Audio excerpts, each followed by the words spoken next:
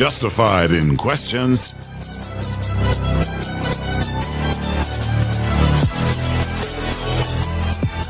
justified in getting answers.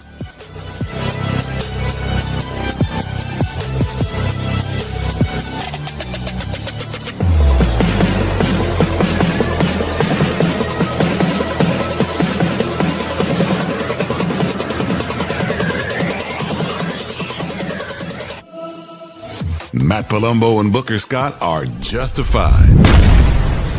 This is the PB&J Podcast.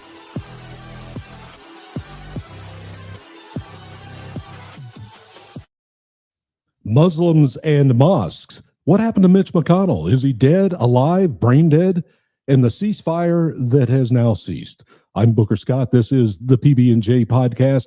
Thank you for joining us wherever you are watching us, whether you're watching us on WD Americans Facebook Live or TalkRed.com. We appreciate it.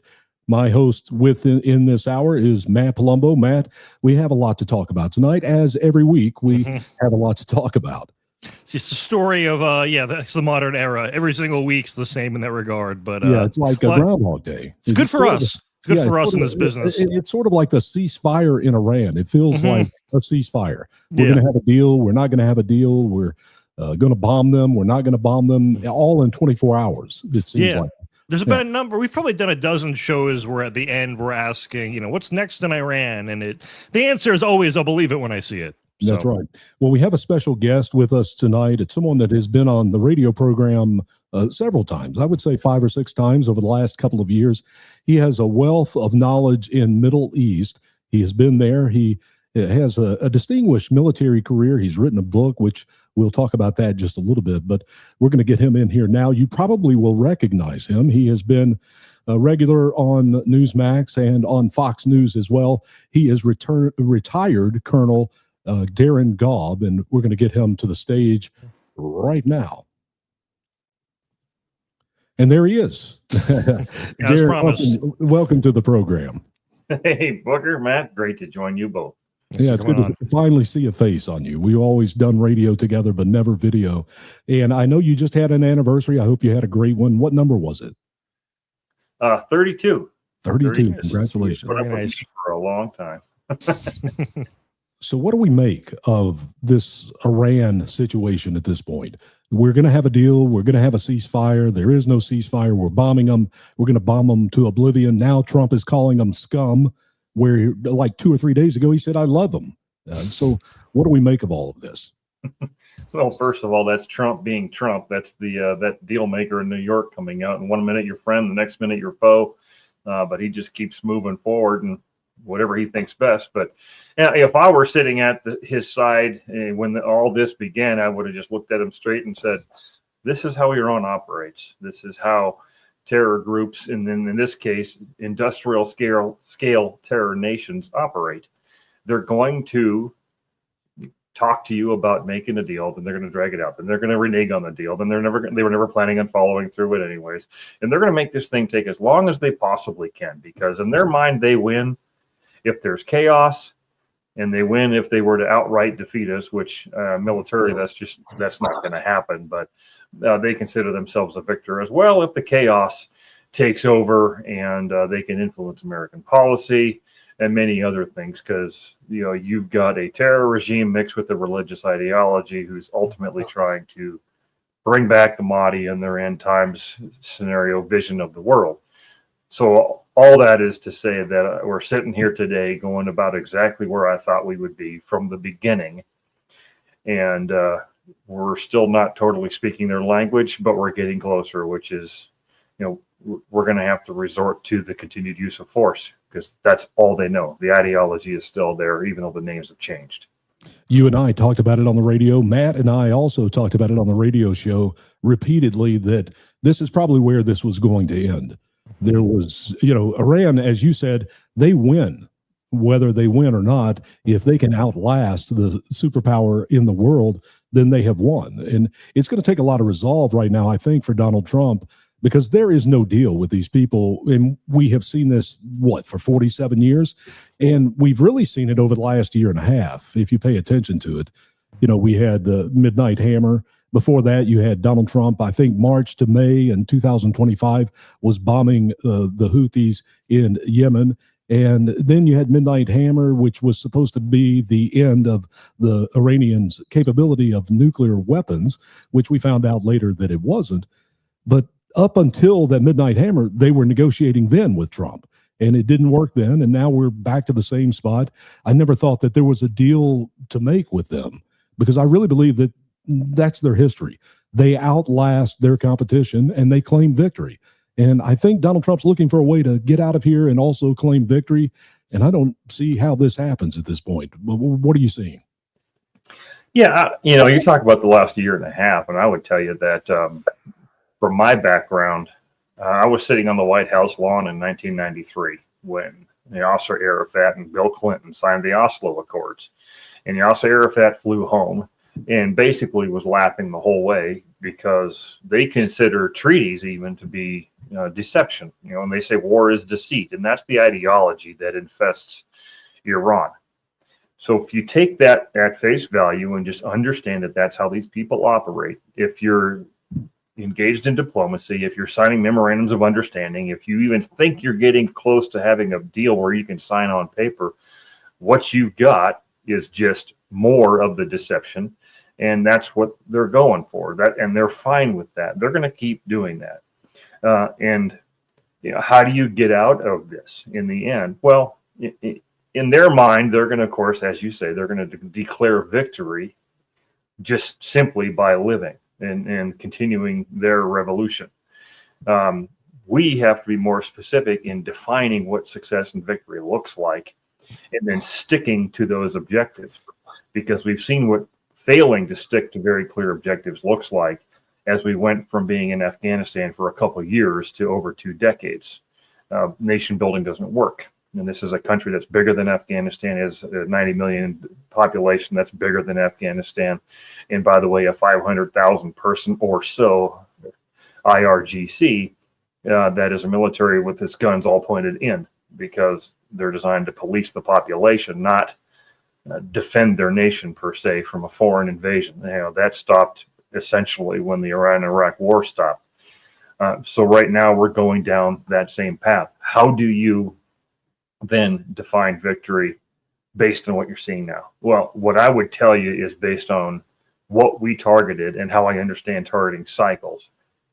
First thing we did, go into Iran, keep targeting the nuclear capabilities, the ballistic missile capabilities, smaller missiles, drones, launching facilities, manufacturing facilities that support all of that. Whatever the system is that supports it, you target that first, because you got to get free reign of the skies. At that point, your clock kind of ran out when it came to the congressional mandate to declare or not declare war via the War Powers Act and the Constitution. And so we went into this naval blockade. And now you're using economics even more. So when you're talking elements of national power, it's diplomacy, information, military, and economic. Military took a backseat to economic, even though they were enforcing the economic in many ways. Scott Bessent from Treasury kept pushing things pretty hard the way he needed to. But now you're sitting here going, all right, well, Iran's kicking this can. What do we have to do? Or, what do we need to do to close this out? Well, defining what victory and success looks like is critical. Ideally, the Iranian people solve this for themselves. And there are ways, I think, to do that are risky but possible. And if it's something short of that, then maybe you do need to, at some point, declare success or victory, whatever that looks like, without looking like George Bush on an aircraft carrier with the Iraq War. And you walk away from it and you hand it off to a different type of a program. Trump doesn't want to do that. I don't think. He's got a bigger scheme in mind, and maybe that'll work. I hope it does. But we got to be clear-eyed on what this regime in Iran still does right now. It's the ideology that drives them, and they don't care what the name is. Do you think that we lifted sanctions too fast? Because Iran ended up selling, I think, 60 million barrels of oil at $80 a barrel. That's a lot of money they got since Bessent lifted the sanctions. Do you think that was premature? Well, it may have been, and it's easy to armchair quarterback everything, and I acknowledge that, but it was a quick sanction off, and you see what happened. But the same sanction can be put on real quick. That kind of money is not going to change the thread of history, I guess, when it comes to this conflict. Not that we want them to have it, but I'm more concerned if we start talking about longer term, larger dollar figures going into Iran, because they're not going to spend any of that for the good of their people. Yeah. That's just simply going to get spent on the military and everything to rebuild their terror industry back to what they want it to be. And we can't allow that. So if someone says, let's give Iran $300 billion, and we've heard that figure before, it's not that simple. We know that, but I'm more the kind of person who says, oh, what do they need? Well, they need, medical and some other things. And, maybe you give them the material, but never the money. Yeah. It's oversimplified, but it's just. Yeah. No, I'm with you. Matt, do you have a follow-up here? What is, I guess, stopping us from taking over the Strait of Hormuz? Because that is really their main point of leverage. And it seems to be like it's a point of leverage. I don't know if I'm wrong in my assumption here, but it seems like it's a form of leverage they kind of discovered after this escalation. I don't know if they knew that before, but is that even possible? Is that militarily or in any way, I guess? Well, two things. One of them is that they've always planned on using the strait as leverage. In fact, so I was I've got decades of dealing with Iran, and they have always done that. How they do it specifically, that can change, but that they needed to, they knew it. Okay. What's stopping us, essentially, is us, our own restraint. And we're seeing the gloves come off, a little bit at a time right now. It's like one finger at a time rather than just ripping them off. But that's what you're seeing. That scenario I described to you earlier about how we're peeling back the air defense systems and the missiles and the nukes and all that kind of stuff. That's a countrywide solution to freeing up the skies to give us freedom of maneuver in the skies in air dominance to do whatever we need to do. That's why if you were looking on a scale of what we destroyed, was all those missiles and drones, and et cetera. Now we've had this period of a bit of a cooling off, in for all intents and purposes. And what we're doing now is specifically targeting those things that affect or influence the strait. And all those other targets that we destroyed are gone, generally not to be replaced. So what can we do? We can refine our targeting down to those things that take away the only leverage point they really have left. If they can't reach or influence the strait, then that's gone. What does that look like? Taking out towers that deal with internet that allow them to do anything economic, taking away drone launch sites, missile launch sites, any kind of Navy that might be left, surface to ship missiles, anti-ship missile systems. The targeting has gotten down to that level of fidelity where that's what we're focused on. And I hope we stay that way with what we do with our strikes, because if you take away their ability to reach it and touch it, then you can't influence it. And that takes away their last point of leverage. It's not going to be one day thing. It's definitely multi-day, but I think what they're doing makes sense right now. Okay.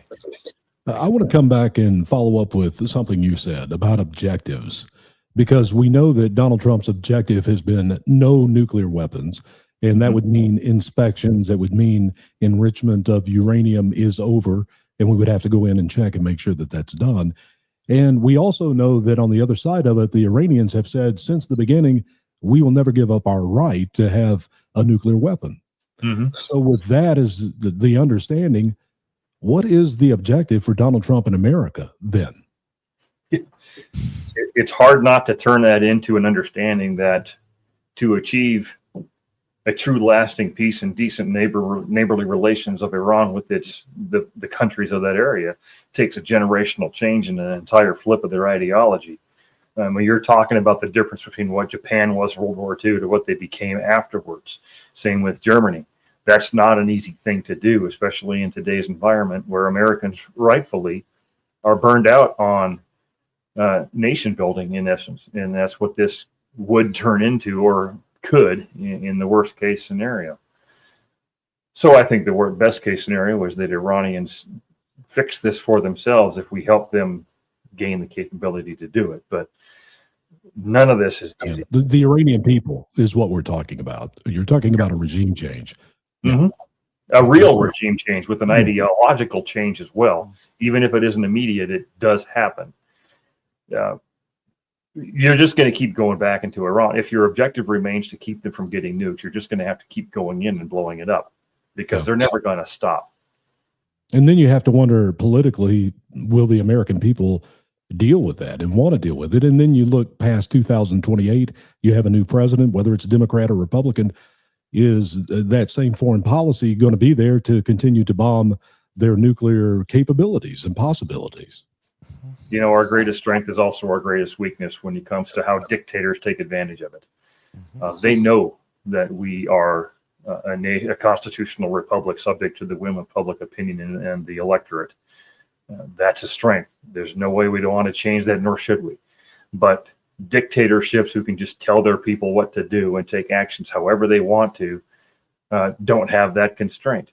And so they know how to, some know how to take advantage of that. And Iran knows how to take advantage of it as it sits right now. They're looking at our midterms as much as we are. The question is, the rightful question is, do we as Americans have the ability to take a look at this from a long view and understand what the possibilities are in a positive way of what Iran could become? They could become a Persian nation of Persian people that have a phenomenal future. But do we really know that? And they have an incredible history as well. If you go back far enough. Matt, before we leave Iran, do you have anything else you want to address with retired Lieutenant Colonel Darin Gaub? No, the Strait of Hormuz was my main question, because I guess if I was, Supreme Leader of America, that would have been my strategy. Yeah.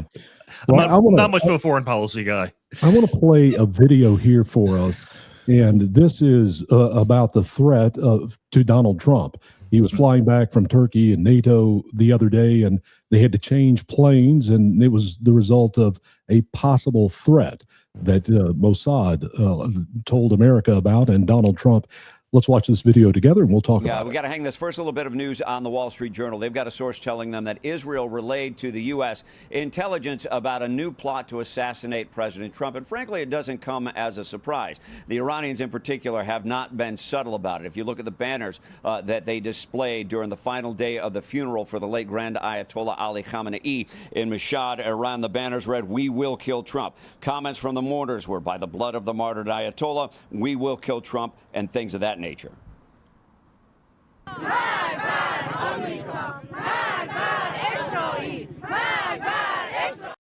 And that's what they've been shouting for 47 years. They're continuing to do it. Thank goodness that they have finished the funeral of Khomeini.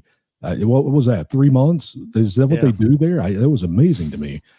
But there's a threat to Donald Trump, and I guess he always has a threat domestically or internationally. But it seemed like this was heightened a little bit because of the change of the plane. That was unusual to me. I don't know if you have thoughts there, Darin. When I saw that, the first thing is that Mossad has proven that they have some of the best intelligence capabilities in the world. And it's because it's how they're able to stay alive as a country. And so it's best you take it serious. Second, when you change a plane, the threat is because of the plane. Now, think back a while, and if you remember the reports that there was the potential of, let's just call it Stinger air defense missiles that came across our southern border.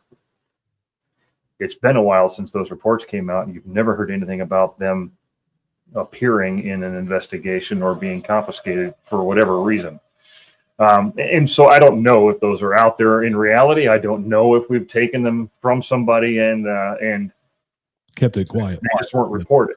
But if the change of a plane was made, then the threat was to the plane that the president was on. And this is just your simple diversion tactic of making people wonder what he's flying on.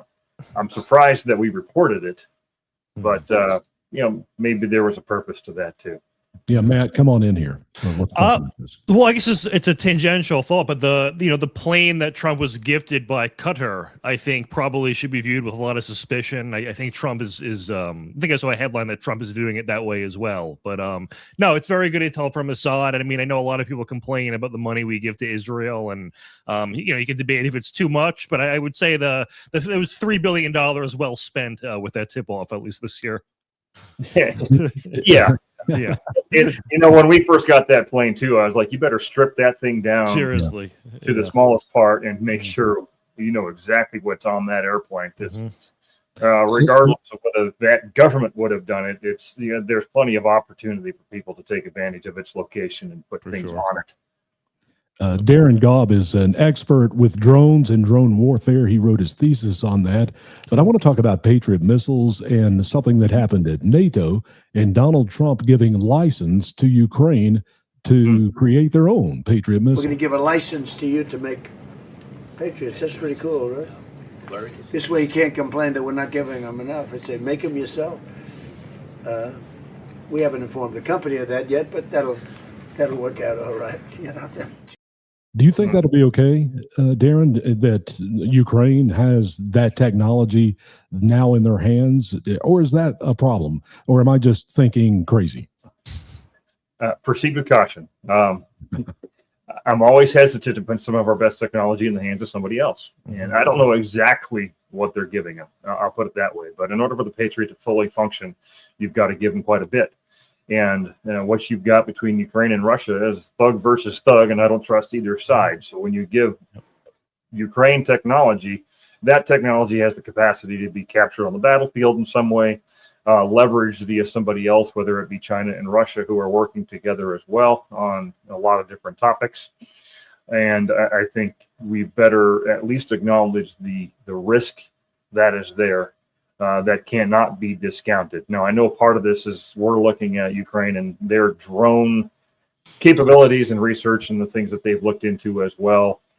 I would tell you, just based on that thesis work that I did nearly 20 years ago and defining future battlefields, which are essentially what you're seeing now, the proliferation of technologies, because they're small, easy to move, and in some cases, they're just softwares that move over the internet. You're going to see an interesting equalization potentially of major powers and minor powers simply because of the cost versus lethality ratios. And, just like with given Turkey potential technologies within some of our jets, I think you got to be extraordinarily careful given some of our best to others to learn how to use. Yeah, that was something else that happened in NATO this week, that Donald Trump said that he was going to allow Turkey to buy the F-35s. Matt, do you have anything you want to jump in here and jump on this? Does this represent a change in Trump's, I guess, strategy with Ukraine and Russia, kind of moving away from, hopefully a ceasefire and a peace deal as quickly as possible, and instead now moving to, kind of pushing for a decisive Ukraine victory instead? Or is it just, maybe this will bring Russia to the table? Do we have any, intel on that? Well, intel, maybe not specific. Probably not the right word. It's more like, do I understand these countries a little bit? Sure. In strategy in general. Well, the first shift you saw was when Trump said, okay, Europe, you can buy our stuff and give it to them, but we're not going to give it outright, blank check. That was strategy shift number one. And that was just part of, I guess you could say, the continuation of the attempt for a treaty. The realization that there's probably not going to be one coming right now is worth noting. And this strategy, I would say, this is an initial indicator that could lead to something else, which is, okay, Ukraine, we're not going to fight your battles for you, but here, make your own items and fight your own battle using your own people, your own resources, your own capabilities. And we might take another step back. Because again, if I was in the room with Trump right now, my first piece of advice to him would be just to step away. Because define our strategic objectives in picking a side between Russia and Ukraine right now. What do we gain? What do we lose by taking a side? Yeah, it's hard to say what we really gain in either. At least, at least in my assessment of it, which isn't worth much. But did you guys I would realize say you get a better assessment than many by knowing. All right, well that's good. It's good for my my foreign policy confidence. Did you guys realize that war has been going on longer than World War One? Jeez. Yeah. And I mean, Putin put I think, what was Putin's timeline? 2 weeks on that, I think it was, or maybe it was shorter. But yeah, obviously been going on for quite a while. And I will admit, I am surprised. Like, I did kind of think Trump would have it fixed within a month or two. He's been extremely good at ending wars, including wars that Booker, you and I didn't even know were going on. So That's right. yeah. The Congo, he quit that one. Yeah, Azerbaijan apparently was at war. Yeah, Who knew? But good for him. I'm glad they're not anymore. And he has the power to change a red card in the World Cup. We saw that this week. No one's had that power before. No, never. But remember, in December of 2025, he was awarded the first ever FIFA whatever award that was. He got a big trophy, and so it was that guy, the guy that gave him the award, that he called about the red card. There's one more I want to play from NATO, and this has to do with Spain. It sounds like Donald Trump. What he did was, I'm gonna let you play. I'll play the video. You can see it. But he said, "I don't want to do business with Spain anymore." So here's this video. Spain doesn't agree to anything, and you shouldn't carry them. I mean, you sort of automatically carry because you're protecting an area, so they're there. So they probably figure they have to protect us, right? But we don't have to. We don't have to trade with them. I don't want to do any more trade with them. All right? Take it immediately. So he doesn't want to do any more trade with them. They're not going to pay any more money. And then suddenly, a few hours later, Spain writes a check, and Donald Trump was successful in getting money again. What do you see about NATO? It seems like it's been a little flimsy. Do you still see that, or are they making up now? Well, I would say that ultimately they're still flimsy, but moving a little bit forward. Not much, but a little bit. And who knew you'd see Spain go hard communist, basically, while South America is turning into a bastion of liberty. That's just, that wasn't on my bingo card necessarily either. But it's good to see in South America. Hopefully Spain the people there can right the ship somehow. But NATO in general, I've always been a big fan of avoiding entangling alliances for long periods of time, especially where missions are tough to describe. And we've made an enemy of Russia where we didn't have to after the Cold War, for a variety of long and historical reasons. But I'm a believer that when it comes to NATO, it's time to say, we're going to lean ourselves out of those countries, and we'll go back to them and train with them as the mission dictates and as opportunities arise. We'll go there, we'll come back. But bring the majority of our forces home and leave liaison officers or tiny staffs of maybe 5 at the most within major headquarters in some of these countries to keep the relationships moving. But understand that this painting a picture of Russia that they're going to invade Europe is pretty ridiculous, and that leaves NATO with a difficult to define mission set. It can do and can be great as an organization, but it's less a defense organization now and more a political organization than ever before. And I'm a big believer that it is time to stop letting them lean on us so much, both material and finances. Yeah, I agree with you, Matt. I'm going to let you come back to Darin, and then we're going to let him go because I told him 15 or 20 minutes. We're well beyond that. Thank you, Darin, for doing that. But Matt, come on in here, and then we'll talk about your book for a minute, and we'll let you go. I was just going to say, it's a reminder of how much leverage we do, in fact, have. It does seem like any time a country behaves the way Spain does, they kind of get caught bluffing every single time. So I don't know. It's good for us and good for Trump's agenda of getting NATO to pay more, which, I know he has been successful, but it also is the case. They've been underpaying for so many decades that I think that, maybe there's a little more makeup to do, but leave it at that. Yeah, we're not there yet, but at least we're moving forward. We're doing better. Yep. Finally. Yeah. And your book is over your shoulder, so that makes it easier. Good job, Darin. I need one of those. And so that is his book. It makes it easier for all of us. You can see his book over his shoulder. Go check it out. It's about 80 different essays. It's a type of book where you can read, a short story, put it down for 2 or 3 weeks, come back and read another one. It's my kind of book. That's the kind of book I need to read. But Darin, thank you so much for coming on the PB&J podcast. We appreciate it. Thank you so much for having me on. It's a pleasure to join you, and I look forward to more in the future, hopefully. Good stuff. We'll have you back. All right. Tired of struggling with low energy? We get it. That's why we created organic energy juice. You'll have natural energy all day, and you'll never struggle with low energy again.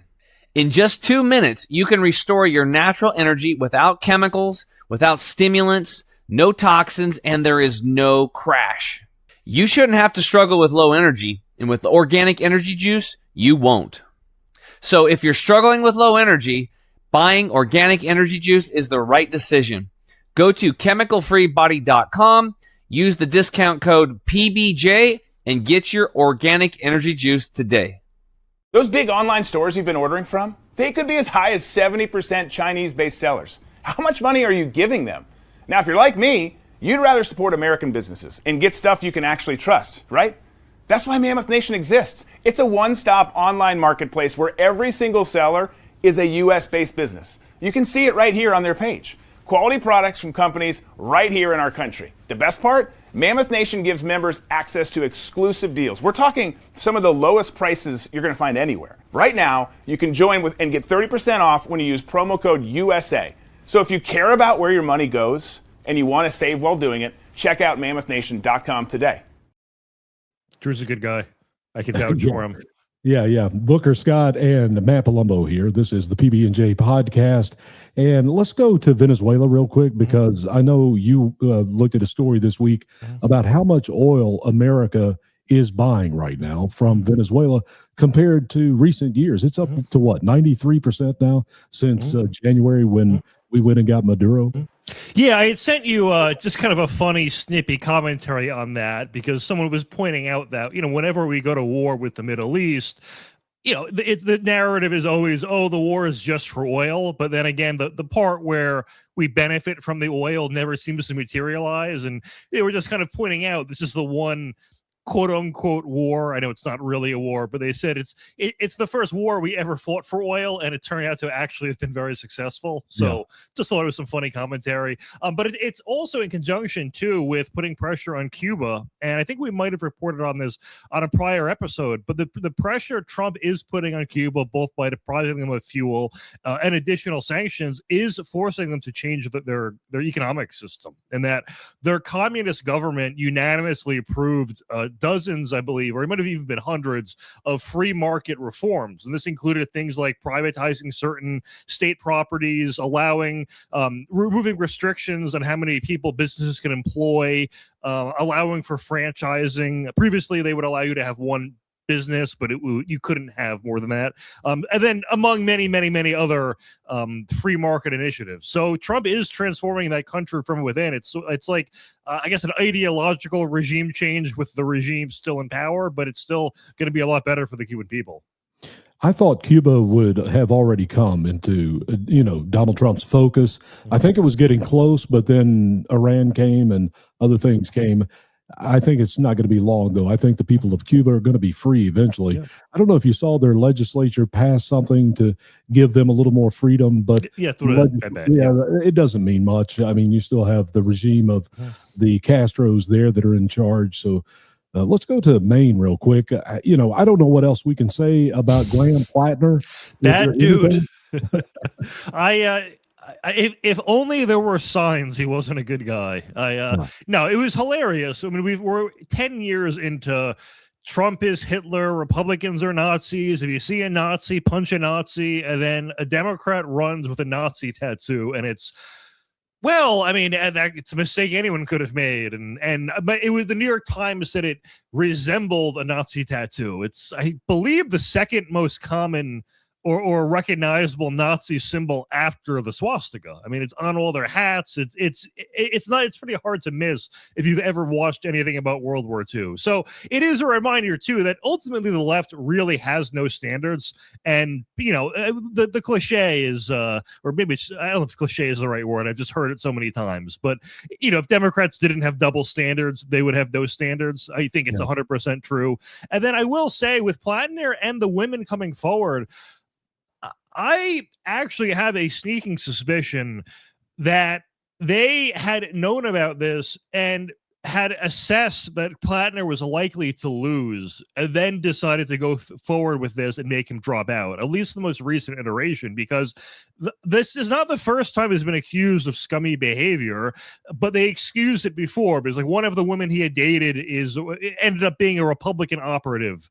And they said, okay, well, she's saying that because she's politically motivated. And then it turns out the latest accuser is a Democrat, so it gives her more credibility. But my point being, they're willing to ignore it in the past. So why is this different? And if you look at the betting odds on the gambling platforms, which I do not recommend anyone bet on, obviously, if you look at the betting line for not will Collins or Plattner win, will a Republican or a Democrat win the Senate in Maine?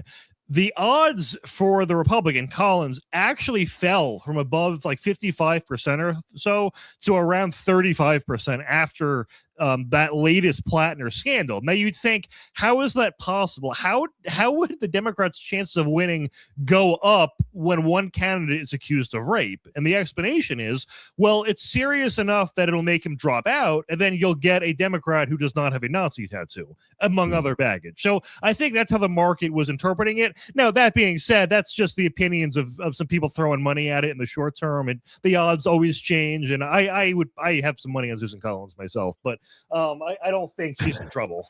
Well, I think we found the limit for the Democrats. Mm-hmm. Nazi okay, rapist okay, Nazi rapist, that's over the line for them, I guess. You got to pick one.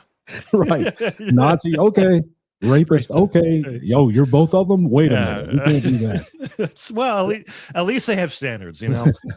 Well, I think a bigger problem here, Matt, and there's a part of me now that wants to defend Plattner.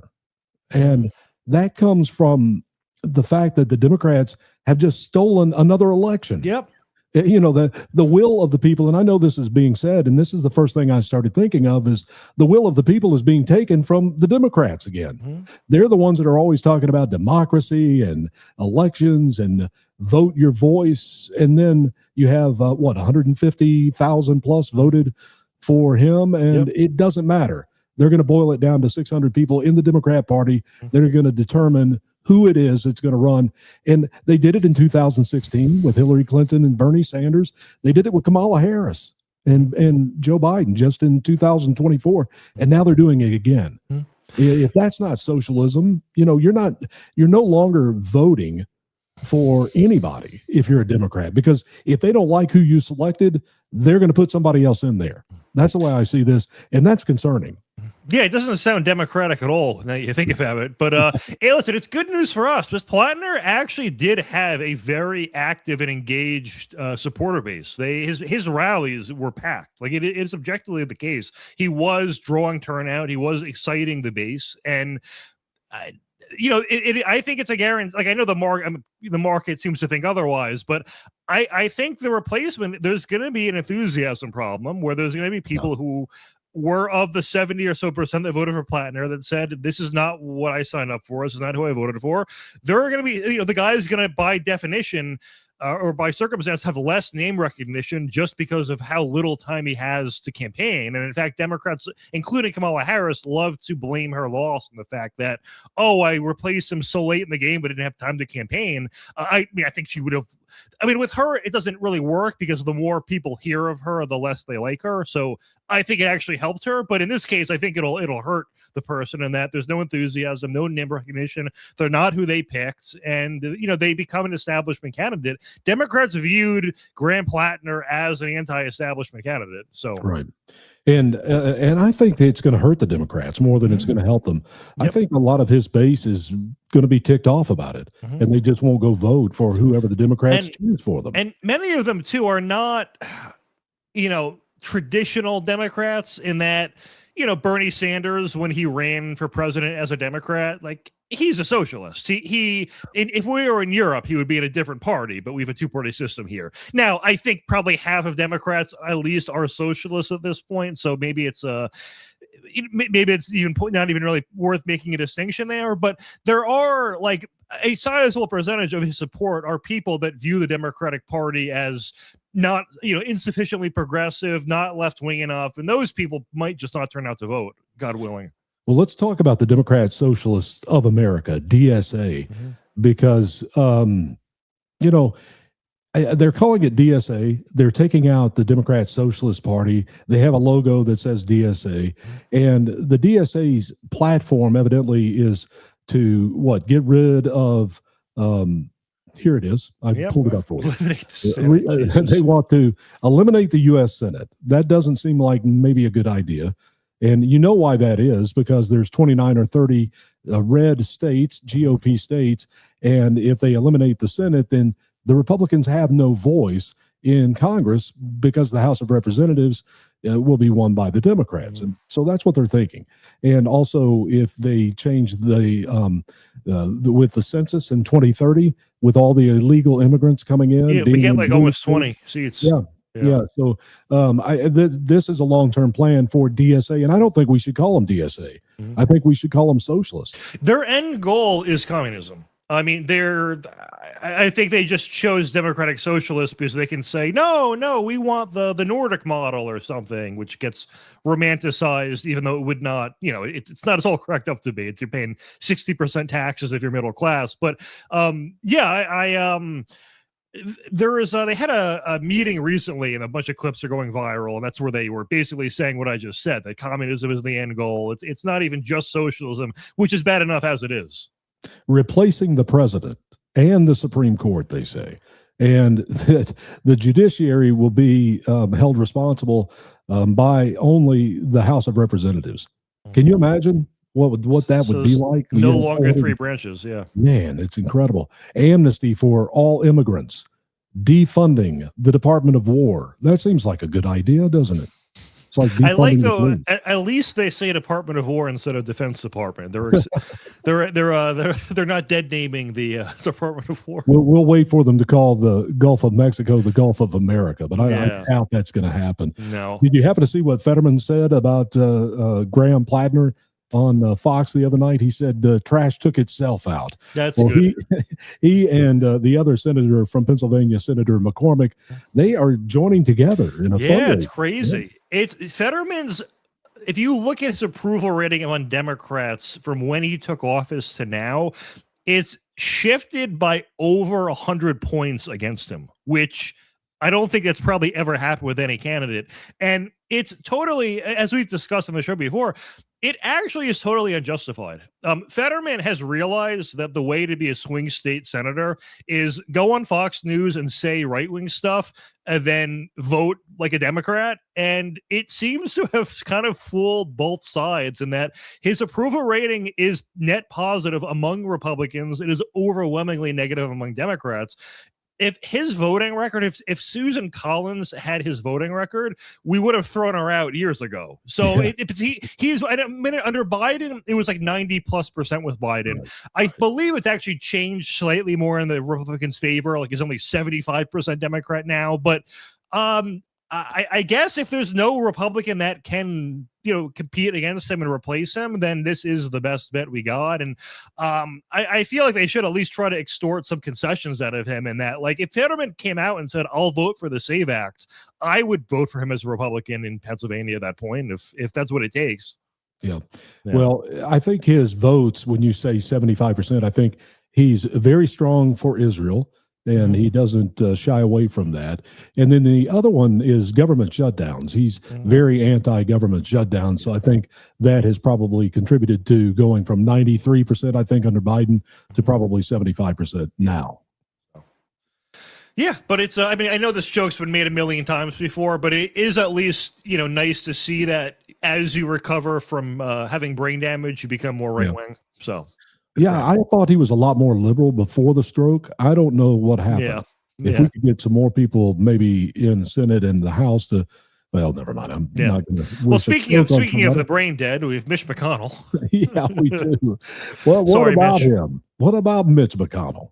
Yeah, this is nuts to me. Yeah, I can't understand. I guess what do we do? Do we try to replace? I mean, a Republican will win that race no matter what, and we can't just appoint someone if he steps down. So I guess it's not really a crisis or anything, and there's not really any big votes coming up. So I don't understand why everybody has gone crazy about it. Yeah, that's all you see on social media. It's bubbled up onto the news now, and for what reason? I can't figure it out because in the Kentucky Constitution, it's 90 days for a special election. In 2024, Kentucky legislature, they went and House Bill 622, they took away the authority for the governor to appoint. So there would be a special election. I did not know that. Okay. Yeah, So I correct election, my prior error. Well, if there is a special election, you're looking somewhere around October, which the election is in November. Right. The primary was in May. The two people that are running for Mitch McConnell's space, because he's already said he was retiring, they're already in the race. So they're going to win November 5th. One of the two will, and they're going to be sworn in January 5th. Yep. So in reality, all of this is over about 30 days. Yeah. Because they'll recess for Christmas. So you're talking about November. And that's it. And what were you getting from Mitch McConnell anyway? Everybody was paying Mitch McConnell because they said he was blocking everything that Donald Trump was doing. So if he's not there to vote, how's that hurting you? So I can't get it. Yeah, there's not any real big votes coming up that are going to be determined by one, at least that I'm aware of. So yeah, it's not the end of the world. And, especially Mitch McConnell. But let's watch this real quick.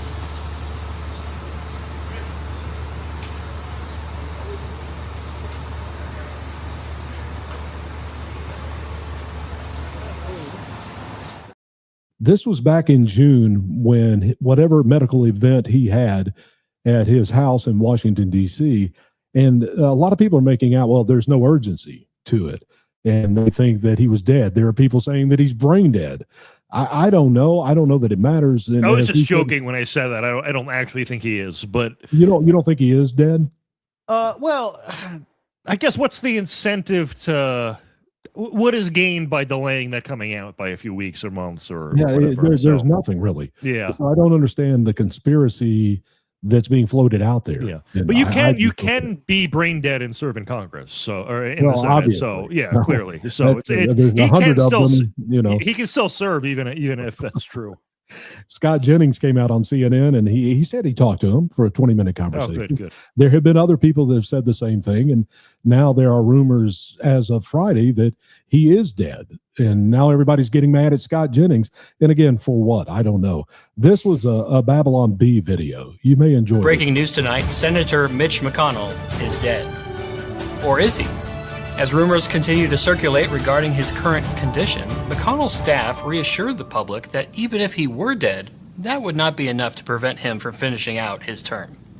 The longtime Kentucky senator was hospitalized after being found unresponsive in his D.C. home. And then that goes back to sometime in the middle of June, but it's pretty funny that the Babylon Bee said the same thing that we just said. Nobody would know anyway. And his staff says he can serve out his term. I think in Vegas in the past few years, the Republican candidate in one race died and then won his election anyway. So that's not you can win an election as a dead person, which is, I guess, good news for him or us. I don't know where I'm going with this, but I hope he's fine regardless. And it's bad for America when dead people are winning. It shows you how people are tuned in when they go vote, when they don't even know they're voting for a dead person. That's true. It's true. Or it becomes a protest vote at that point. It's like voting for a cat or something. Although I guess it would be better if, well, Democrats have dead voters. We have dead victors. That's the difference between us, I guess. So we all benefit. Well, Nick Shirley has a new video out about more fraud. This is going to be in Brooklyn this time. But real quick, let's go back to Minnesota. And we had someone plead guilty this week, and this was the person that ran the Leering Center. If you remember, the Learning Center that left out the N back in, what was that, February, January? They didn't even spell Leering right either. They didn't. I didn't even notice. The N had me so distracted, I didn't notice they misspelled Leering. Yeah, they could have spelled learning or leering. Neither were correct. Okay. Yeah. Here is Fahima Mohammed. 5 months after she shut down her daycare, booked a flight to London, and was arrested by the FBI. Ms. Mahmoud, are you here to plead guilty today? 50-year-old Fahima Mohammed admits she committed daycare fraud. I like that she went to cover her face and then realized she's wearing a burqa. What are you hiding? I didn't notice that either. I've seen that in other videos. I've seen like man on the street interviews where like someone in a burqa is walking by and they cover their face, and I'm like, "What are you? You're covering your eye slit. What is I don't understand. Well, she pleaded guilty to a $4.8 million fraud, Matt. Federal prosecutors estimate the broader fraud across 14 different Minnesota state-administered programs could be up to $9 billion, and that $9 billion was over a 4-year period. Convictions continue to mount, and much of the money linked to these broader programs is still being audited at this point. But let's now go to another Nick Shirley investigation, and this one happens to be in Brooklyn, New York. And how come you guys are the daycare that receives the most amount of money here in Flushing, Queens? We have a lot of members. How many members do you guys have? I don't have to tell you. Because here it says you guys have 7,899. So where did you get this information? Oh, it's actually from the public databases of CMS and HHS. Do I have to tell you the number? But this place doesn't look like it can hold 7,000 people. Can I have an ID or something? You're asking me some about... Well, this is public information because it's public tax dollars that you guys are receiving. I don't have to tell you, right? Yeah, but do you guys have 7,000 members, for instance? No, we don't have 7,000 members. Okay. No, we don't have 7,000. I don't tell you. Okay, no. At least he can't be dishonest. Good for him. That was $190 million fraud potential in that one location there. But how does that do good work? The fact that that doesn't get flagged is amazing. Like the fact that no bureaucrat goes, okay, you got 2,000 square feet and you're going to service 7,000 people. Okay, so we're going to have 3 people per square foot. Makes sense. Makes perfect sense. It was old people getting Tai Chi. That was what the money was allocated for, literally. Oh, great. That's really important. Well, we talk about the Somalians there in Minnesota. They are Muslims. And do we have a Muslim problem in this country? You see all of this about mosques being built and Muslims taking over this country and from the Islam faith. And let's listen to this. This is Representative Chip Roy from the House of Representatives. He is from San Antonio, Texas area. Listen to what he said on the House floor. I mean, is anybody paying attention to what's happening in London? I'm going to say it here on the floor of the House and get the scorn of people when I say you've got a massive Muslim takeover of the United Kingdom going on right before our eyes. They would say, Chip, well, what is wrong with that? Well, I've got some pretty strong concerns about Sharia law and whether that'll be forced upon the American people. In this case, the people of the United Kingdom.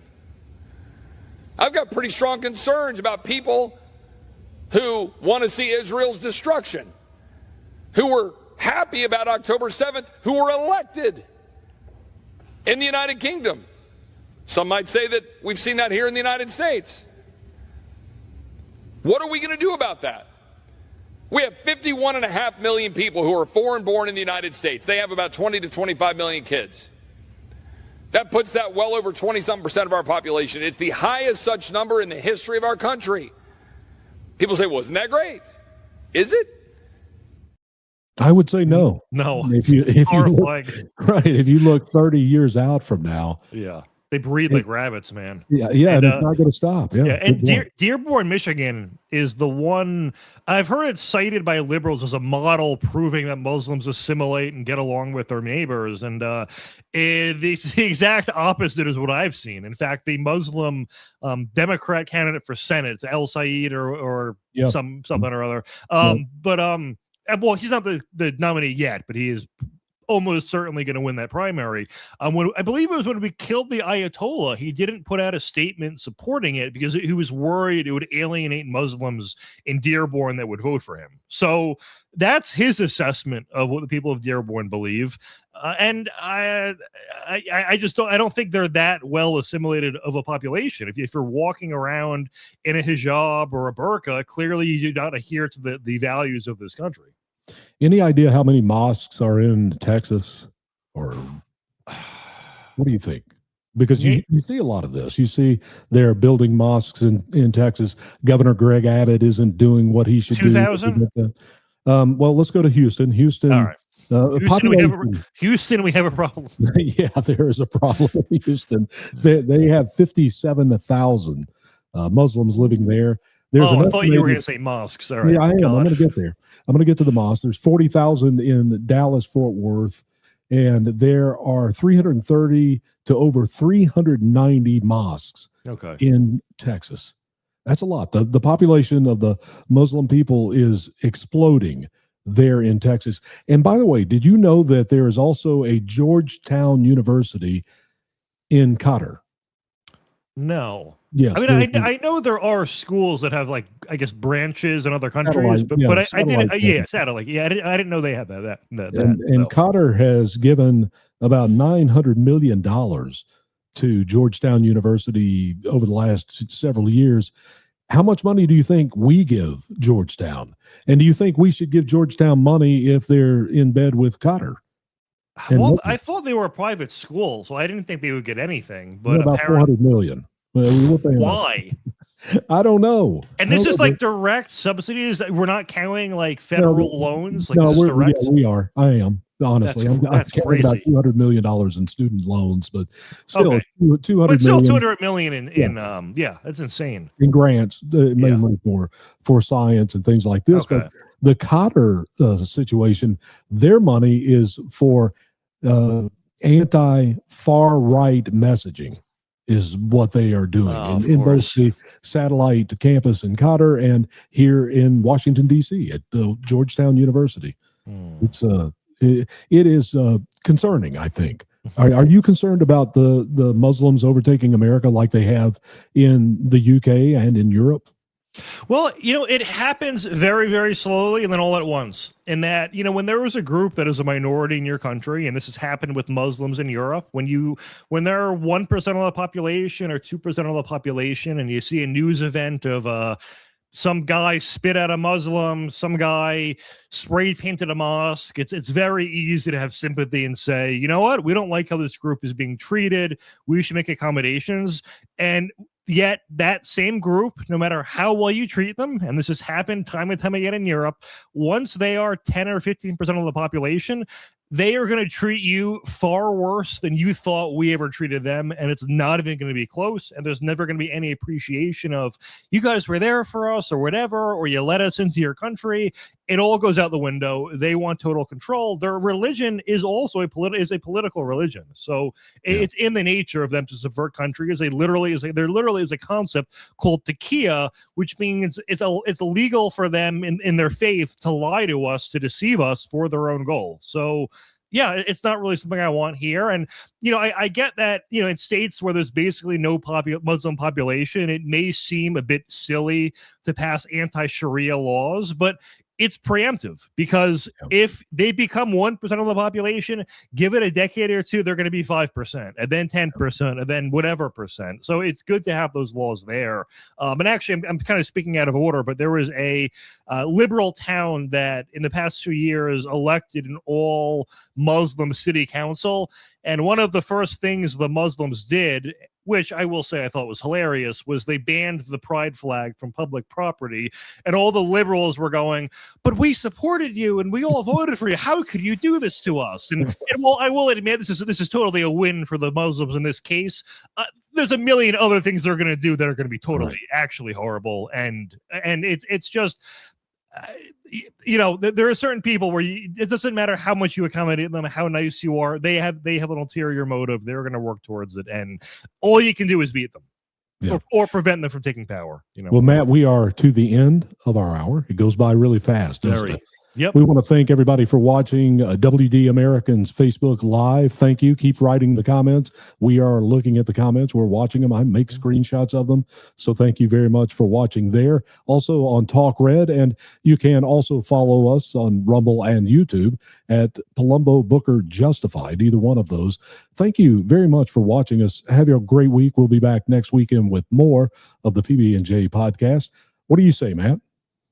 I bet Iran will be in the news this week. It's my prediction, and I stand by it. Well, the Senate is back in July 13th. Maybe they'll vote on the SAVE Act. What do you think? Yeah, I think, unfortunately, it's not going to go our way. But I don't know. Maybe, hopefully we do well in the midterms, and we got two rhinos that are against the SAVE Act, including one of them, by the way. I think it was who co-sponsored it. So he's clearly just trying to get back at Trump. But they're going to be gone. So hopefully we'll have two Republicans who will vote for the SAVE Act. So it could move in our favor. I don't think we've discussed nuking the filibuster on this show, but obviously if they were to do that, they could get it passed. But I would more favor. Do you see? I don't think that they could get it passed if they nuke the filibuster, and I'm against nuking the filibuster. I should say I'm against it on the radio show. I think it's very short-sighted to get rid of. So I would instead say try to do it by attaching it to some other piece of legislation that they did before, and then there's less risk of unintended consequences from getting rid of the filibuster. Yeah. Well, see, I really believe John Thune doesn't have the votes. Yeah, he keeps saying I don't have the numbers. Let me add them up for you. Let's go. Susan Collins, Lisa Murkowski, Cassidy in Louisiana. Oh, Cassidy and but I'm counting Cassidy as a yes once he's replaced next year. Okay, all right. Yeah, so we're losing two rhinos against him. Yeah, you're losing Tom Tillis too. Yes, so it's those two. We're picking up two votes. Tillis, Cornyn, Cassidy, but then Murkowski and Collins and McConnell and Rand Paul. That's 7. So even with I thought it was 52-48 the last vote, but I may have misremembered. 47-48. I'm just saying it's skinny. Yeah. Even with those 3 being replaced, and nuking the filibuster doesn't guarantee that. But again, thank you so much for watching, Matt. On that note, we'll do it again next week. We are the sandwich of sanity in a political crazy world. You have been watching a no budget production. The PB